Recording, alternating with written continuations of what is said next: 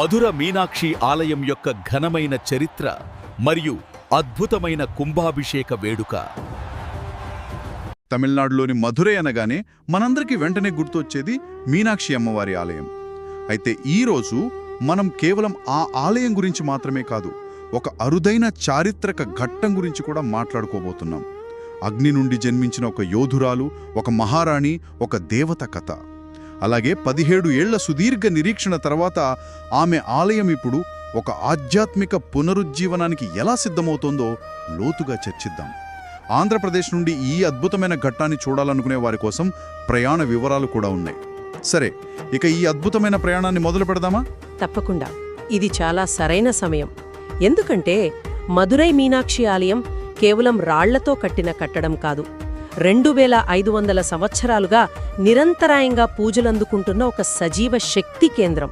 ఇప్పుడు మనం మాట్లాడుకుంటున్న ఈ క్షణంలో ఆ శక్తిని పునరుద్ధరించేందుకు 2026 ఫిబ్రవరిలో జరగబోయే మహాకుంభాభిషేకం కోసం ఆలయం సర్వాంగ సుందరంగా ముస్తాబవుతోంది.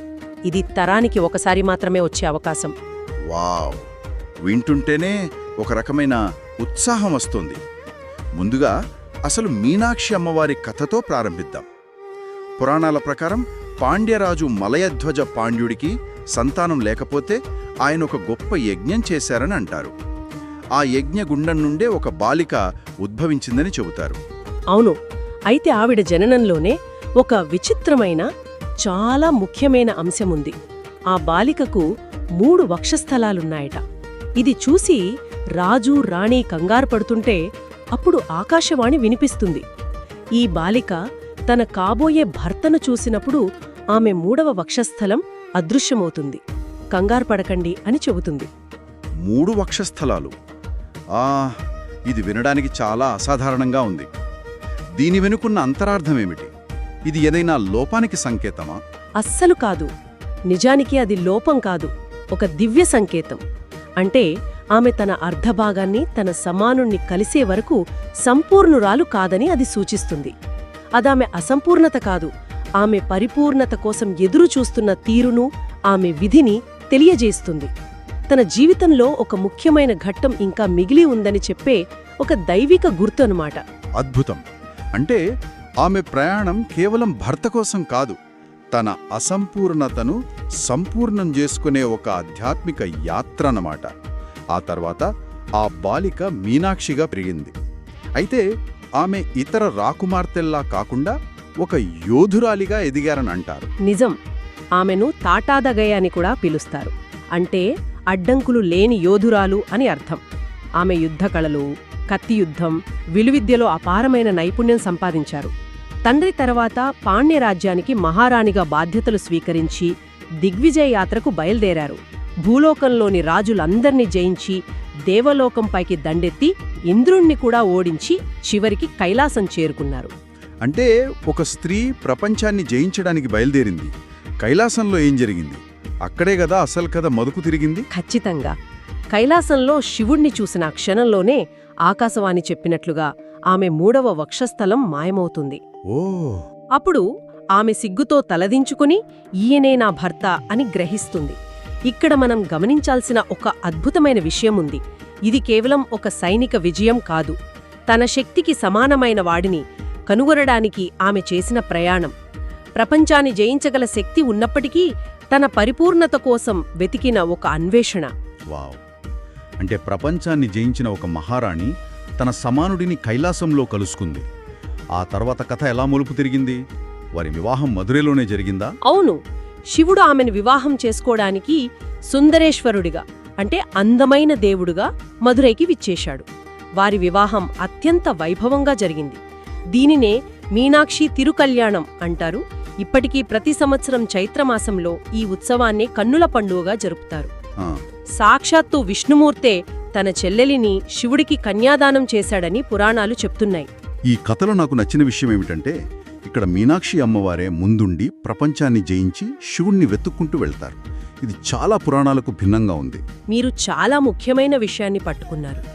చాలా పురాణాలకి భిన్నంగా ఇక్కడ శక్తి ముందుండి ప్రపంచాన్ని జయిస్తే శివుడు ఆమెను అనుసరించి వస్తాడు. అవును. ఇది మాతృస్వామ్య సంప్రదాయాల ప్రభావం కావచ్చు.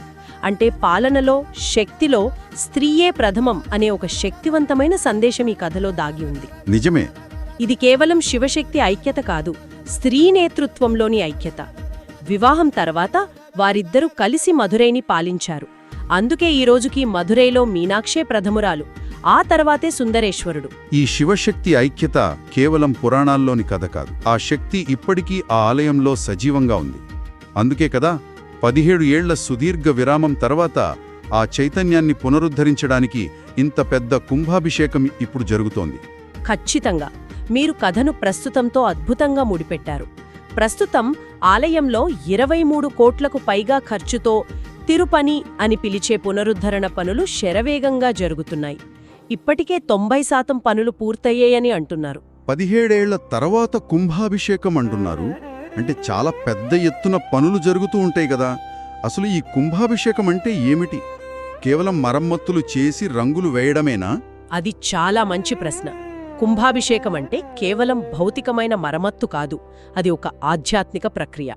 దాన్ని ఆలయానికి చేసే ఒక డివైన్ రీఛార్జ్ లాగా భావించవచ్చు.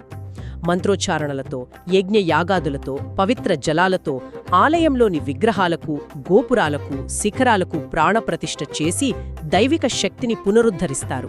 ఓ అలాగా. సాధారణంగా ఇది ప్రతి 12 సంవత్సరాలకు ఒకసారి జరగాలి, కానీ ఈసారి 17 సంవత్సరాల తర్వాత జరగబోతోంది. కాబట్టి దీనికి మరింత ప్రాముఖ్యత ఉంది. మరి ఈ పనుల్లో భాగంగా ఏమైనా ముఖ్యమైన మార్పులు జరుగుతున్నాయా? ఉన్నాయి. ఆలయంలోని 14 గోపురాలకు రంగులు వేసి వాటి శిల్పాలను పునరుద్ధరిస్తున్నారు. అంతకంటే ముఖ్యంగా కొన్ని సంవత్సరాల క్రితం అగ్ని ప్రమాదంలో దెబ్బతిన్న వీరవసంతరాయర మండపం పునర్నిర్మాణం జరుగుతోంది. అవునవును, విన్నాను. అక్కడ 79 కొత్త గ్రానైట్ స్తంభాలు ఏర్పాటు చేయాల్సి ఉండగా ఇప్పటికే 41 స్తంభాలను అమర్చారు. ఇది ఆలయ చరిత్రలో ఒక ముఖ్యమైన పునరుద్ధరణ ఘట్టం. ఇప్పుడు వెళ్లే భక్తుల కోసం ఈ పనుల వల్ల దర్శనానికి ఏమైనా ఇబ్బంది ఉంటుందా, లేదా ఆలయం మూసి ఉంటుందా? ఆలయం దర్శనం కోసం తెరిచే ఉంటుంది, ఎలాంటి ఇబ్బంది లేదు. అయితే కొన్ని బయటి గోపురాలకి మరమ్మత్తుల కోసం పరంజాలు కట్టి ఉండవచ్చు, అంటే ఇనుప చట్రాలు అమర్చి ఉంటాయి. ఓకే. కానీ ఇది ఒక రకంగా మంచిదే. ఒక చారిత్రాత్మక పునరుద్ధరణకు జరుగుతున్న సన్నాహాలను ప్రత్యక్షంగా చూసే అవకాశమిది. అలాగే ఫిబ్రవరి 15, 2026న మహాశివరాత్రి వేడుకలు చాలా ఘనంగా జరుగుతాయి.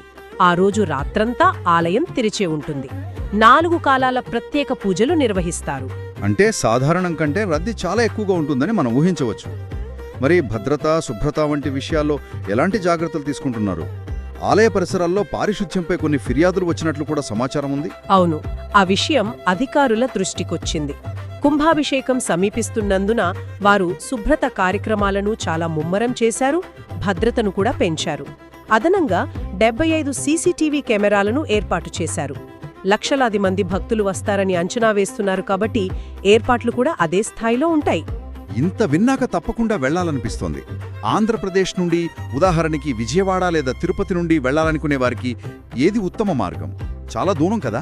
నిజమే, విజయవాడ నుండి దాదాపు 620 కిలోమీటర్లకు పైగా ప్రయాణం. అందుకే నా సలహా రైలు ప్రయాణం. ముఖ్యంగా రాత్రిపూట ప్రయాణించే రైళ్లు చాలా సౌకర్యవంతంగా ఉంటాయి. ఉదాహరణకు పాండియన్ ఎక్స్ప్రెస్ లాంటి రైలు ఎక్కితే రాత్రి హాయిగా నిద్రపోయి ఉదయానికల్లా మదురైలో ఉంటారు. ఓ, అది మంచి ఆలోచన. దీనివల్ల ప్రయాణ బడలిక ఉండదు, సమయం కూడా ఆదా అవుతుంది. బస్సు, కారు ప్రయాణాలు దాదాపు రోజంతా పడతాయి, బాగా అలసిపోతారు. రైలు ప్రయాణం అంటే విజయవాడ లేదా తిరుపతి నుండి నేరుగా రైలున్నాయా? మదురైకి నేరుగా రైళ్లు అందుబాటులో ఉన్నాయి. Pandian express, Tejas express, Madurai express వంటివి మంచి ఎంపికలు. ఎంత సమయం పడుతుంది? విజయవాడ నుండి సుమారు 10-12 గంటలు, తిరుపతి నుండి 8-10 గంటల ప్రయాణం. ఇది అన్నిటికన్నా సురక్షితమైన, చౌకైన మార్గం కూడా. మదురై చేరుకున్న తర్వాత స్టేషన్ నుండి ఆలయానికి వెళ్లడం సులభమేనా? చాలా సులభం. రైల్వే స్టేషన్ నుండి ఆలయం కేవలం 1.5 కిలోమీటర్ల దూరంలోనే ఉంటుంది. ఓ చిన్న ఆటో పట్టుకుంటే 10 నిమిషాల్లో ఆలయం దగ్గర ఉంటారు. సాధారణంగా 50 నుండి 100 రూపాయల వరకు తీసుకుంటారు. అంత దగ్గర? అవును, నడవగలిగిన వారు అయితే ఓ 15 నిమిషాల్లో చేరుకోవచ్చు. పెరియార్ బస్టాండ్ నుండైతే 2 కిలోమీటర్ల దూరముంటుంది అని స్పష్టంగా పేర్కొన్నారు. వీల్చైర్ సౌకర్యం, సహాయక సిబ్బంది, సులభమైన దర్శనానికి ఏర్పాట్లున్నాయట. ఇది చాలా గొప్ప విషయం కదా. ఖచ్చితంగా ఇది ఆ ఆలయ స్ఫూర్తిని, అక్కడి సంస్కృతిని చూపిస్తుంది. దేవుడి ముందు అందరూ సమానమే అనే భావన కేవలం మాటల్లో కాదు, చేతల్లో చూపిస్తున్నారు. అక్కడి సిబ్బంది, వాలంటీర్లు చాలా సహాయకారిగా ఉంటారని, ప్రతి ఒక్కరికి ఒక దివ్యానుభూతిని అందించడానికి ఆలయ యాజమాన్యం కట్టుబడి ఉందని ఇది సూచిస్తుంది. నిజమే. ఇది కేవలం ఒక సౌకర్యం కాదు, అదొక దృక్పథం, అందర్నీ కలుపుకుపోయే తత్వం. ముగింపుగా ఈరోజు మన చర్చను ఒక్కసారి సమీక్షిద్దాం. అగ్ని నుండి పుట్టి యోధురాలిగా ఎదిగి రాణిగా పరిపాలించిన మీనాక్షి అమ్మవారి అద్భుతమైన కథ గురించి తెలుసుకున్నాం. 17 ఏళ్ల తర్వాత జరగబోయే కుంభాభిషేకంతో ఒక చారిత్రాత్మక ఆధ్యాత్మిక పునరుజ్జీవనానికి సిద్ధమవుతున్న ఆలయం ప్రస్తుత పరిస్థితిని అర్థం చేసుకున్నాం. అలాగే అక్కడికి చేరుకోవడానికి స్పష్టమైన ప్రయాణ ప్రణాళికను కూడా చూశాం. వెళ్లేవారు కొన్ని ముఖ్య విషయాలు గుర్తుంచుకోవాలి. అవును, ఆ ఆలయం ఉదయం 5 గంటల నుండి మధ్యాహ్నం 12:30 వరకు, తిరిగి సాయంత్రం 4 గంటల నుండి రాత్రి 10 గంటల వరకు తెరిచి ఉంటుంది. ఆలయంలోకి మొబైల్ ఫోన్లు అనుమతించరు, వాటిని బయట లాకర్లలో భద్రపరచుకోవాలి. ఇది చాలా ముఖ్యం. అలాగే సాంప్రదాయ దుస్తుల కోడ్ తప్పనిసరి. పురుషులు ధోతీ లేదా ఫార్మల్ ప్యాంటు, మహిళలు చీర లేదా చుడిదార్ ధరించాలి. షార్ట్స్, జీన్స్ వంటివి అనుమతించరు. ఈ విషయాలన్నీ మనసులో ఉంచుకుంటే యాత్ర చాలా సాఫీగా సాగుతుంది. వెళ్లే ముందు ఒక్క ఆలోచన: మీనాక్షి అమ్మవారి కథ కేవలం ఒక దేవత కథ కాదు. ఆమె ఒక యోధురాలు, ఒక పాలకురాలు మరియు ఒక దేవత. ఈ 3 శక్తుల అద్భుతమైన కలయిక. అవును. కాబట్టి ఆలయ సందర్శన అంటే కేవలం ఒక విగ్రహాన్ని చూడటం కాదు, ఆ దైవిక శక్తితో, కరుణతో కూడిన పాలన యొక్క సమ్మేళనంతో అనుసంధానం కావడం. మొదట తన శక్తితో ప్రపంచాన్ని జయించి, ఆ తర్వాత తన ప్రేమతో, ధర్మంతో పరిపాలించాలని ఎంచుకున్న దేవత నుండి ఆశీర్వాదం పొందడం నేటి ఆధునిక భక్తుడికి ఎలాంటి స్ఫూర్తినిస్తుంది? ఈ ప్రశ్నతో ఈ రోజుకి ముగిద్దాం.